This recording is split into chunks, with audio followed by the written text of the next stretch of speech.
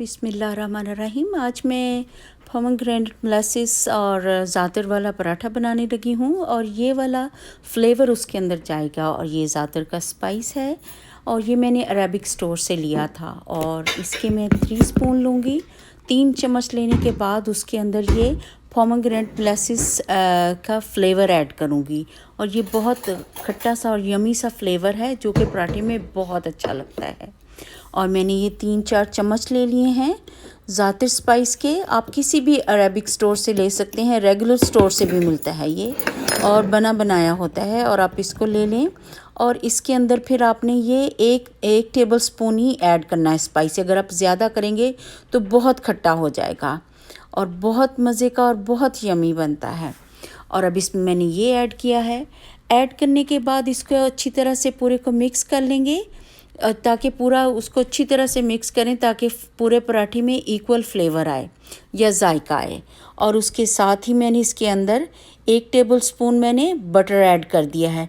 आप इसमें cream cheese भी डाल सकते हैं, इसमें कोई भी चीज़ डाल सकते हैं, मोज़रेला चीज़ डाल सकते हैं, चेडर चीज़ डाल सकते हैं, कुछ भी आप इसमें ऑप्शनल है, आप कुछ भी ऐड। मुझे इसमें बटर अच्छा लगता है तो मैंने इसमें वो ऐड किया है। और इसके साथ ही अब मैंने 2 छोटे छोटे पेड़े बना लिए हैं और मीडियम साइज़ के पेड़े बनाऊंगी और उसके अंदर फिर मैं ये लगा के बनाऊंगी। और इतना यमी बनता है, आप यकीन करें। मेरा अगर मुझे डायबिटीज़ ना हो तो मैं ज़्यादा खाऊं, पर मैं एक ही खाती हूँ और ये भी काफ़ी हैवी हो जाता है। अब इसके 2 पेड़ों को एक साथ मैंने लगा के खुश काटा तो इसको अब मैं बेल रही हूँ। बेलने के एक साथ ही बेल लें उसका और इसके किनारे थोड़ी थोड़ी देर बाद इसको इस तरह करके रखते जाएं, हाथ से थोड़ा थोड़ा किनारों से इसको बारीक करते जाएं। और आप इसको करने के बाद एक और टिप बताती हूँ कि आप इसको थोड़ी देर लगाने के बाद अब इसके अंदर मैं ज़ातर लगा रही हूँ। जो स्पाइस है उसके अंदर मैंने बटर और वो सारा फ्लेवर मिक्स किया हुआ था। अब इसको अच्छी तरह से चारों तरफ इसके साथ फैला दें फोर्क के साथ या कांटे के साथ। और आप इसको लगाने के बाद ये चारों तरफ आप इसके इसी तरह लगा दें और उसके बाद फिर इसके ऊपर दूसरे जो पेड़ा है उसके ऊपर आप बटर लगा दें। और इतना क्रंची और फ्लेवरफुल बनेगा कि इंशाल्लाह ताला आप दुआएं देंगे। और इसके बाद आप इसको थोड़ी लगाने के बाद आप इसको ऐसे ही हाफ मिनट के लिए या 30 सेकंड के लिए छोड़ दें। उसकी वजह से वो और बारीक बनता है और फ्लेवरफुल बनता है और उसके साथ पकाना भी इजी हो जाता है। अब मैंने बटर लगा दिया इसके अंदर दूसरी पेड़े के साथ और इसके साथ लगाने की वजह से ये क्रंची भी बनता है, बहुत क्रिस्प बनता है। अब मैंने इसको 30 सेकंड के लिए छोड़ दिया था। अब छोड़ने के बाद अब फिर मैं इसके पेड़े को दूसरे के ऊपर रख दूंगी और फिर उसको आहिस्ता आहिस्ता इस तरह करके अपनी उंगलियों के साथ आहिस्ता आहिस्ता इस तरह बनाऊंगी उसको। और फिर आप इसको थोड़ी देर के लिए उंगलियों से इस तरह किनारे उसके बारीक करें और बारीक करने के साथ ही आप उसको फिर से इस तरह करके रख के और बेलने से बेल दें। इतना अच्छा बनता है माशाल्लाह। और ये बहुत ही अच्छी रेसिपी है, मेरी एक फ्रेंड ने बताई थी और उन्होंने भी कोई सऊदी फ्रेंड से सीखी थी जो अरेबिक फ्रेंड है। और बहुत ही अच्छा बनता है। वो मुख्तलिफ़ चीज़ों में डाल के खाते हैं, कबाबों में, मुख्तलिफ़ चीज़ों में। और ज़ातर वैसे उनकी स्पेशल एक रोटी है उसमें बना के लगाते हैं और हमने ज़ातर पराठा बना लिया है उसको अपने फ्लेवर में डाल के। बहुत अच्छा बनेगा, आप ज़रूर ट्राई कीजिएगा और मुझे बताइएगा।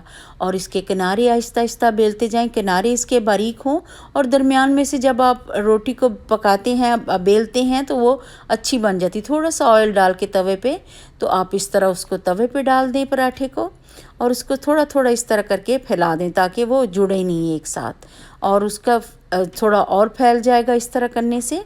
और इसको ऐसे ही 10 सेकंड के लिए बनाएंगे, फिर उसकी साइड पलट देंगे और फिर थोड़ी थोड़ी देर बाद साइड उसकी पलटते रहेंगे ताकि वो जले नहीं।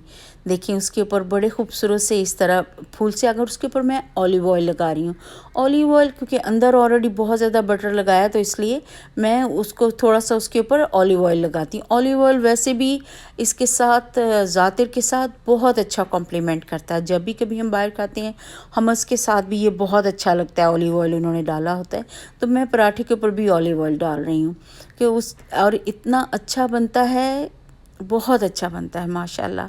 अभी इसको थोड़ी थोड़ी देर बाद इसकी साइड पलटूँगी और आप इसको हम इसके साथ खा सकते हैं या अचार साथ ले लें या दही के साथ आप ट्राई करें।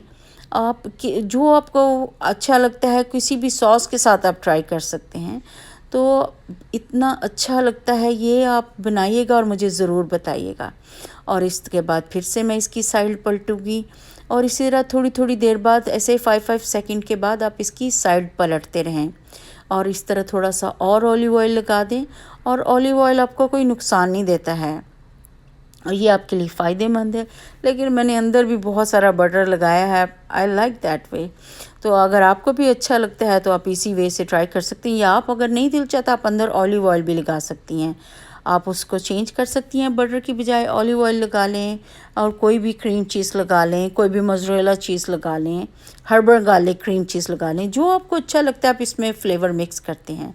अल्हम्दुलिल्लाह ये तैयार हो गया है और अब मैं इंजॉय करूँगी। आई होप आपको ये रेसिपी अच्छी लगी होगी, तो प्लीज़ मुझे ज़रूर बताएं, सब्सक्राइब करें अगर आपको अच्छा लगा। जज़ाकल्लाह गाए दुरूद शरीफ पढ़ते रहें सल्लल्लाहु अलैहि वसल्लम। अपनी दुआओं में याद रखें। अल्लाह हाफ़िज़।